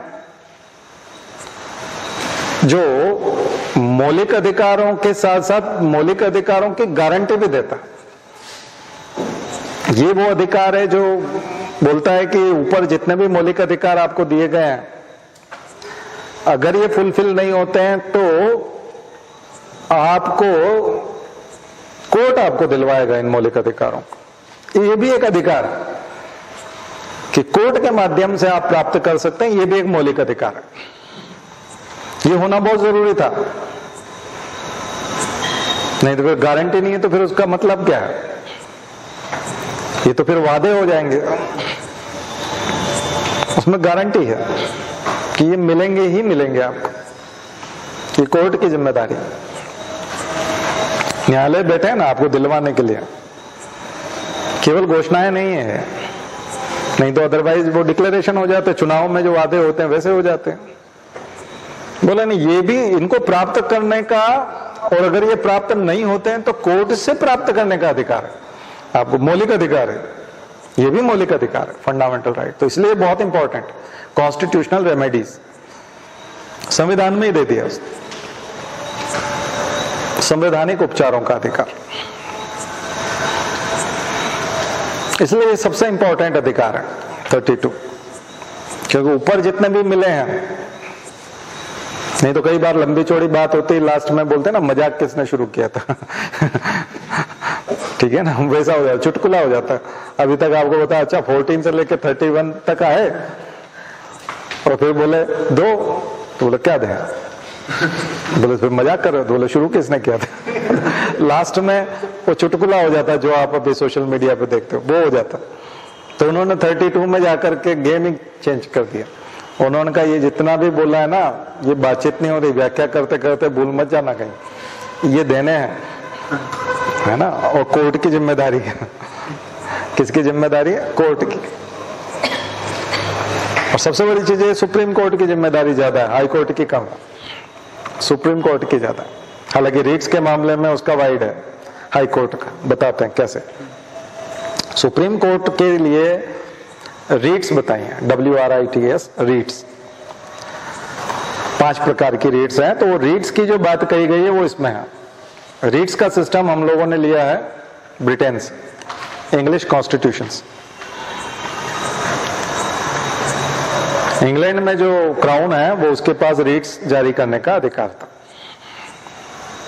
तो वहां से हम लोग रीट्स का कंसेप्ट लेके आए। रीट्स जारी होंगी, ये आपातकालीन अधिकार है, जब नहीं हो रहा है तो वो पूरा करेगा। और खास करके सुप्रीम कोर्ट को किसी अन्य प्रकार के रीट्स जारी करने का अधिकार नहीं है,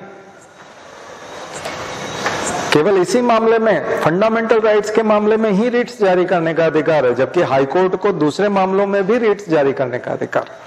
कुछ बात समझ में? 226 आर्टिकल 226 हाई कोर्ट के लिए और 32 सुप्रीम कोर्ट के लिए।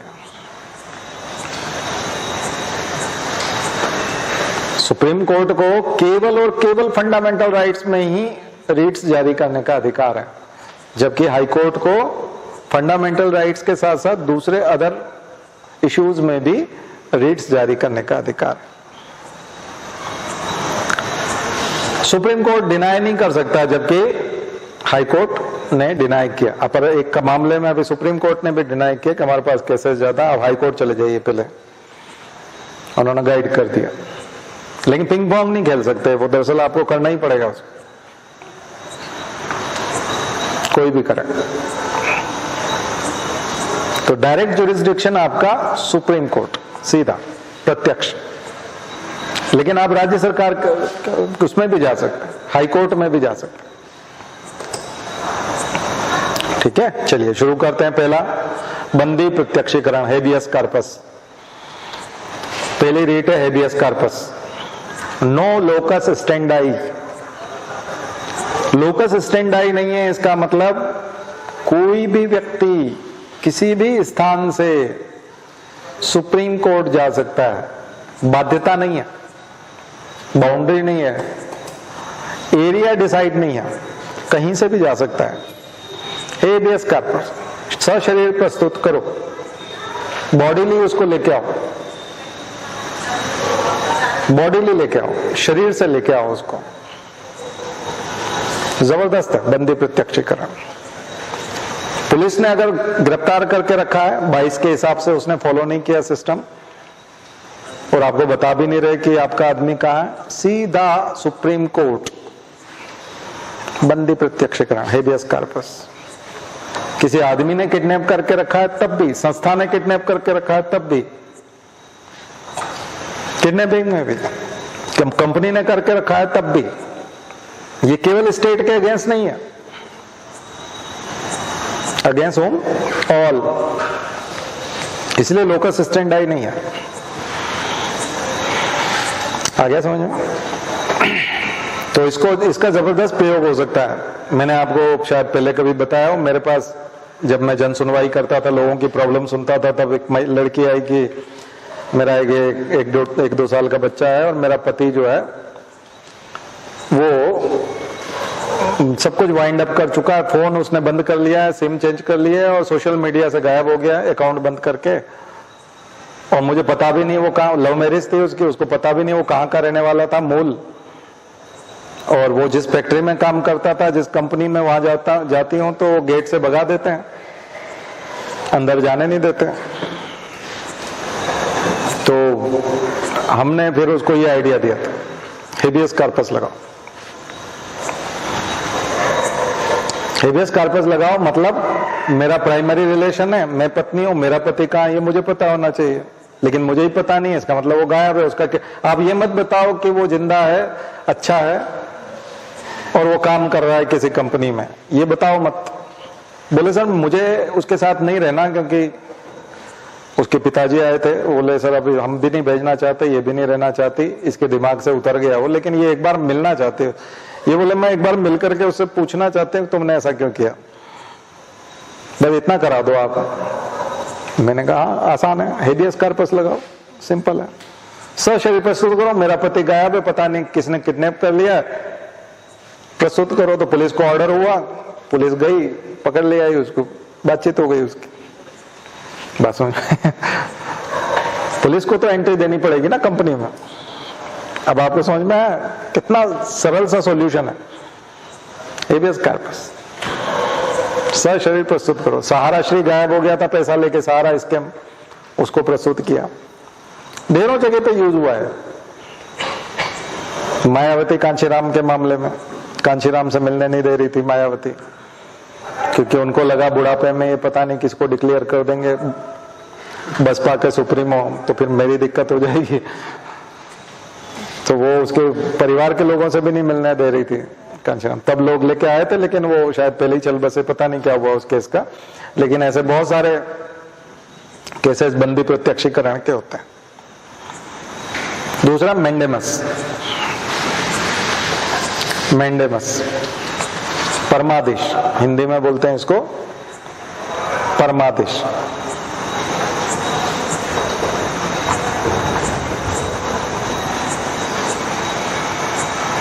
आदेश होता है, परम आदेश, मेंडेमस।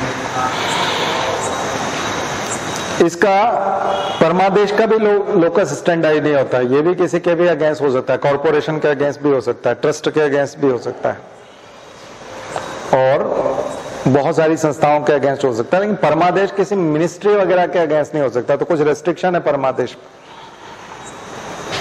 तो ये हायर कोर्ट का ऑर्डर होता है, इसमें आपको इस आदेश का पालन करना ही होता है। तो जब आदेश का पालन होता हुआ नहीं दिख रहा, तो पालन आप परमादेश के माध्यम से कर। तो फंडामेंटल राइट्स मतलब मिलके ही रहते हैं, ठीक है, कोई रोक नहीं सकता उसको। तीसरा होता है प्रोहिबिशन।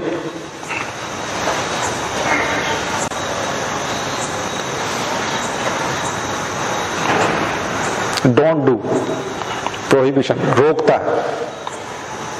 डू नॉट डू, मत कर, ऐसा मत कर, प्रोहिबिट करता है, रोकता है। प्रतिषेध नहीं, क्या बोलते हैं इसको, इसको क्या बोलते हैं हिंदी? हाँ, अधिकार नहीं नहीं, उत्प्रेषण, उत्प्रेषण तो आगे आएगा ना। हाँ, प्रतिषेध ही, प्रतिषेध बोलते हैं, ठीक है। प्रोहिबिशन मतलब प्रतिषेध, मना किया गया। यहां लोकस स्टैंड आई है, यानी हायर कोर्ट लोअर कोर्ट को ही बोल पाएंगे, सुप्रीम कोर्ट हाई कोर्ट को बोल पाएगा प्रतिषेध, बाहर की संस्थाओं के लिए नहीं है। यानी कि जुडिशरी के अलावा एग्जीक्यूटिव ऑफिसर्स, लेजिस्लेटिव जो दूसरी जो संस्थाएं उनको नहीं बोल सकते। किसको बोल पाएंगे? लोअर कोर्ट को। बट ये प्रिवेंटिव है, प्रतिषेध क्या है? प्रिवेंटिव है। उसके अलावा जो उत्प्रेषण है नीचे, सर्श्योरेरी, तो सर्श्योरेरी जो है वो क्यूरेटिव है। अगला जो आ रहा है सर्श्योरेरी, वो भी लोकस स्टैंडाई है, उसके लिए वहां काम करेगा। वो किसके लिए होगा? वो लोअर कोर्ट्स के लिए रहेगा। लेकिन लोअर कोर्ट से प्रतिषेध में यानी कि प्रोहिबिशन में क्या करेंगे? प्रोहिबिशन में मना करेंगे, ठीक है। परमादेश में क्या करते हैं? टू डू, है ना, मतलब करो, ये आपको करना है, जो आप नहीं कर रहे थे वो करना है। लेकिन प्रतिषेध में do not do, don't do, ऐसा मत करो। लेकिन ऐसा मत करो अगर उसने नहीं किया है तो, लेकिन कर डाला है सब कुछ। मान लीजिए लोअर कोर्ट ने गलत फैसला ही दे दिया जो नहीं देना चाहिए उसको, तब सर्श्योरेरी लागू होगा। वो क्यूरेटिव है, एक बार गलत हो गया तो फिर उसको ठीक करने का काम, उसको ठीक करने का काम हायर कोर्ट करता है। उसको ले लेता है, रिकॉर्ड को मंगा लेता है, उसको कहते हैं ये आपने जो फैसला दिया है पूरा गलत है, हम ठीक करेंगे इसको। सर्श्योरेरी, उत्प्रेषण, उसको उत्प्रेषण बोलते हैं। वो क्यूरेटिव होता है, यानी खराब हो गया, आपने गलत आदेश दे दिया, गलत फैसला कर दिया, गलत निपटारा हो गया, ठीक किया जाएगा इसको, वो होगा उत्प्रेषण, सर्श्योरेरी। और प्रोहिबिशन का मतलब उनको मालूम है कि गलत होने जा रहा है, थोड़ा सा गलत हुआ है, अभी इसको ठीक किया जा सकता है, उसको कहते हैं कि ये ठीक कर लो, इसको ठीक कर लो, ठीक है। या फिर ऐसा मत करो, गलत मत करो, ठीक करो उसको, गलत मत करो। डू नॉट डू का, डोंट डू का मतलब इस तरह से मत करो, इस तरह से करो। क्लियर हो गया? अब कभी कंफ्यूजन नहीं होगा ना। अब जाकर के थोड़ा लिख लेना, पढ़ लेना उसको, तो साथ साथ हो जाएगा, नहीं तो लंबा टाइम दोगे तो फिर नहीं होगा। तो दोनों में ये है। और लास्ट वाला है अधिकार प्रच्छा, quo warranto. Who are you? Quo warranto, तुम हो ही कौन भाई, तुम्हें क्या अधिकार है? अधिकार प्रच्छा, इसमें भी लोकस स्टैंडर्ड नहीं होता। Higher court, supreme court, high court किसी को भी कह सकते हैं कि तुम्हें क्या अधिकार है, कैसे तुम बने हो। सीबीसी और सीबीआई के डायरेक्टर के मामले में,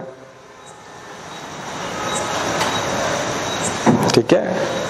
कई बार क्या होता है, ट्रांसफर हो गया एसपी का और वो जाता नहीं, नया एसपी आ गया, वो गेस्ट हाउस में बैठा हुआ है तो को वारंटो जारी होगा। क्या जारी होगा हाई कोर्ट से? को वारंटो। तुम्हें क्या अधिकार है, तुम कौन हो यार, जाओ ना, ट्रांसफर हो गया, हटो यहां से। को वारंटो।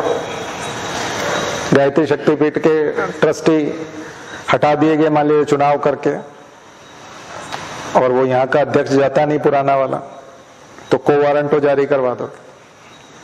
गायत्री शक्तिपीठ के अगेंस्ट भी, बीसीसीआई के अगेंस्ट भी। कोई अगर अपना पद नहीं छोड़ता, जबरदस्ती कोई कहीं बैठा हुआ है, कहीं पे भी कोई जबरदस्ती कर रहा है, तुम्हें क्या अधिकार, तुम यहाँ कैसे? कई बार बोलते हैं ना हमारे यहाँ, जब कोई गलत एंट्री हो, भैया तुम यहाँ कैसे ये कोर्ट ये पूछता है, तुम यहाँ कैसे, तुम्हें क्या अधिकार है, तुम्हें यहाँ नहीं होना चाहिए। बहुत सिंपल है।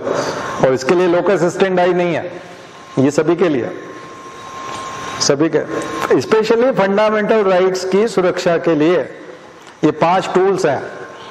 किसके पास? सुप्रीम कोर्ट और हाई कोर्ट्स के पास में। समझ में आ गया? इन 5 टूल्स को याद रखिए, जादू है ये, जबरदस्त चीज है। और ये नहीं होते तो शायद फंडामेंटल राइट्स का कोई मतलब नहीं। इनके माध्यम से वो दिलवाते हैं, और कई बार वो खुद का रिव्यू भी करते हैं। सरकार बोलती है कि अपना रिव्यू कर लो फैसले का। SC/ST एक्ट में हुआ था, भागीरथ प्रसाद वाला, कौन सा था, भागीरथ महाजन वाला केस था। कई सारे केसेस ऐसे हैं जिसमें उन्होंने खुद ने, सुप्रीम कोर्ट ने अपने खुद के रिव्यू किए हैं। वो सर्श्योरेरी से डिफरेंट है, सर्श्योरेरी जैसा ही है वो। सर्श्योरेरी में लोअर कोर्ट का रिव्यू किया जाता है, लोअर कोर्ट ने जो फैसला दिया है उसके ऊपर रिव्यू करता है supreme court, higher court. High court करता है लोअर कोर्ट्स, जो डिस्ट्रिक्ट कोर्ट्स होते हैं उसके ऊपर, और उसकी गलती ठीक करता है। ठीक है, क्लियर? तो ये है, तो 5 रीड्स और ये 32 और ये उसकी सैंक्टिटी, इसलिए उसकी सैंक्टिटी बहुत ज्यादा है 32 की। कॉन्स्टिट्यूशनल सैंक्टिटी भी ज्यादा है, जुडिशियल सैंक्टिटी भी बहुत ज्यादा है। 33 बोलता है कि जो एसोसिएशन बनाने की और कुछ स्वतंत्रता है, फ्रीडम है, वो रेस्ट्रिक्शन है। खास करके आर्मी में जो लोग हैं, सेना में जो लोग हैं, सशस्त्र बलों में हैं, उनको संगठन बनाने की और इस तरह की आजादी नहीं दी जा सकती, क्योंकि अगर उनको आजादी देंगे अब बाद में अगर मान लीजिए युद्ध का समय है, एग्रेशन है कुछ और, ऐसे समय में अगर वो हड़ताल करके बैठ जाए तो फिर युद्ध कौन लड़ेगा। तो सशस्त्र सेनाओं को, खास करके हथियारबंद जो सेना होती है, ऐसी होती है, उनके कुछ अधिकार कम किए गए हैं 33 में। 34 में नागरिकों के कुछ अधिकार पर कम किए गए, खास करके मार्शल लॉ वगैरह में लागू होते हैं। तब कर्फ्यू होता है, मार्शल लॉ होता है, आपको पता है, किसी शहर में कर्फ्यू लगा देते हैं, सबको कहते हैं अपने घरों में रहो। मार्शल लॉ तब लगाया जाता है तब केओस, एनार्किज्म ऐसा होता है कि सब कुछ पुलिस हथियार डाल देती है कि अब हम कुछ नहीं कर सकते, जनता तो सारी सड़कों पे उतर आई है, तो फिर गोली मारने के आदेश और वो सब, मार्शल लॉ। और एक होता है प्रेसिडेंट रूल, राष्ट्रपति शासन, और एक होती है नेशनल इमरजेंसी। तो नेशनल इमरजेंसी डिफरेंट चीज है, प्रेसिडेंट रूल डिफरेंट चीज है, कर्फ्यू डिफरेंट चीज है, धारा 144 डिफरेंट चीज है, और मार्शल लॉ डिफरेंट चीज है। सभी में अंतर समझ लीजिएगा। 144 किसी एरिया में 4 से अधिक लोग नहीं घूमेंगे, वो वाला टेम्पररी, कई बार लगा देते हैं 144। एसडीएम, तहसीलदार वगैरह सब उसके लिए ऑथोराइज होते हैं अंदर करने के लिए। मार्शल लॉ वो है जो किसी स्पेसिफिक एरिया में अगर अशांति है, केओस है, बट उस समय में सब कुछ चालू रहता है, फंडामेंटल राइट्स सस्पेंड नहीं होते, all fundamental rights essential part. और संस्थाएं अपना काम करती हैं, हाई कोर्ट अपना काम करता रहता है, लेजिस्लेशन अपना काम करता रहता है, पार्लियामेंट चल रही होती है। मार्शल लॉ में किसी प्रकार का कोई चेंज नहीं आता, लेकिन नेशनल इमरजेंसी में सब कुछ हो सकता है। नेशनल इमरजेंसी में जो सेंटर है, यूनियन है, वो स्टेट लिस्ट के ऊपर भी कानून बना सकता है। फंडामेंटल राइट छीन लिए जाते हैं अधिकांश। और उस समय में देखा जाए तो स्टेट लेजिस्लेशन का ज्यादा कोई काम, लेजिस्लेटिव का कोई काम ज्यादा रहता नहीं, वो खत्म हो चुका होता है। काउंसिल ऑफ मिनिस्टर्स जो स्टेट वाली होती है वो भी कोलैप्स हो जाता है, उसका भी कोई मतलब नहीं होता है, ठीक है। और फंडामेंटल राइट्स भी रिड्यूस हो जाते हैं। प्रेसिडेंट रूल तो एक चार्ट बना लीजिएगा, मार्शल लॉ, प्रेसिडेंट रूल और नेशनल इमरजेंसी, तीनों में क्या क्या होता है कंपेयर कर दीजिएगा, तो आपको प्रॉब्लम नहीं आएगी 34 में।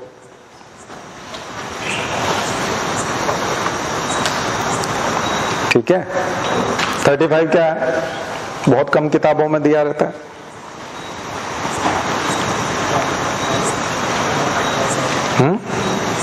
पार्लियामेंट की पावर है क्या?